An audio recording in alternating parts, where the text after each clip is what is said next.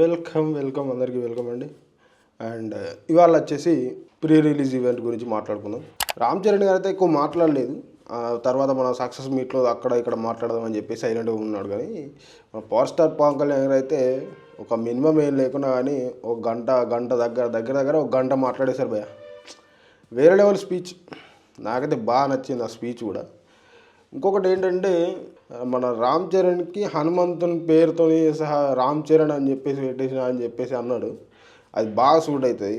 ఇంకొకటి ఏంటంటే మెయిన్ అందరి పేర్లు ప్రతి ఒక్క పేరును చదివాడు. స్టేజ్ మీద ఉన్న వాళ్ళందరి పేర్లు నాకు అది బాగా నచ్చేసింది.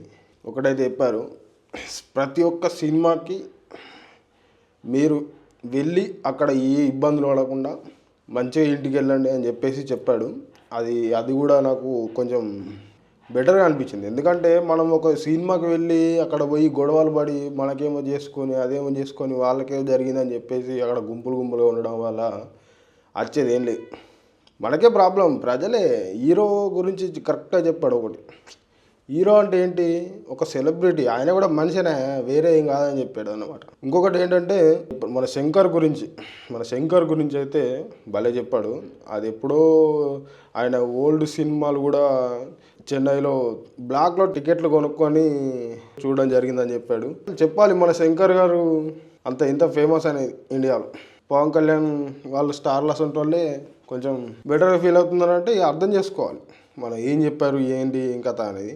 ఇంకొకటి ఏంటంటే నాకు బాగా నచ్చిన విషయం ఏంటంటే మన పవన్ కళ్యాణ్ గారు బ్లాక్లో టికెట్ కొనుక్కొని సినిమా చూడడం అనేది అసలు భలే అనిపించింది నాకు కూడా.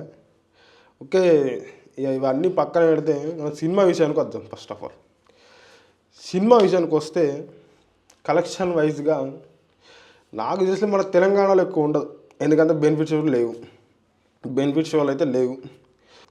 టికెట్ రేట్లు నాకు తెలిసి టికెట్ రేట్లు కూడా కొంచెం తగ్గించే ఉంటారు. నాకు తెలిసి అదే అనిపిస్తుంది. టికెట్ రేట్ కూడా బాగా తక్కువ ఉన్నాయి కావచ్చు. అండ్ మనకు ఆంధ్రాలో అయితే ఓకే భయ్య. ఆంధ్రాలో అయితే మన ఫాస్టర్ చెప్పేశాడు టికెట్ రేట్లు అయితే ఓకే, నేనైతే పెంచగలుగుతున్నాను, కానీ తెలంగాణ వైజ్కి అయితే నాకు సంబంధం లేదని చెప్పేసి డైరెక్ట్గా మాట్లాడి ఇండైరెక్ట్గా చెప్పేశాడు. మాకు అర్థమైపోయింది అది. మన తెలుగు ఇండస్ట్రీకి కూడా చెప్పాడు బాగా, మీరు అక్కడనే ఉండడం కాదు, తెలంగాణలో ఉండడం కాదు, ఆంధ్ర కూడా వచ్చేసి ఉండొచ్చు అని చెప్పేసి అక్కడికే వెళ్ళండి అని చెప్పి, అక్కడికి కూడా రండి, అక్కడనే పెట్టండి, అది ఇది అని చెప్పాడు. నాకు అర్థమైంది ఏంటంటే ఇండైరెక్ట్గా కొన్ని అర్థమైపోయినాయి. అర్థం కావాల్సిన వాళ్ళకి అర్థం కావాలి అది. ఓకే గైస్, ఈ వీడియోకి అయితే కొత్తగా వచ్చిన వారు మొత్తం సబ్స్క్రైబ్ చేసుకోండి. Like and subscribe and thank you for watching.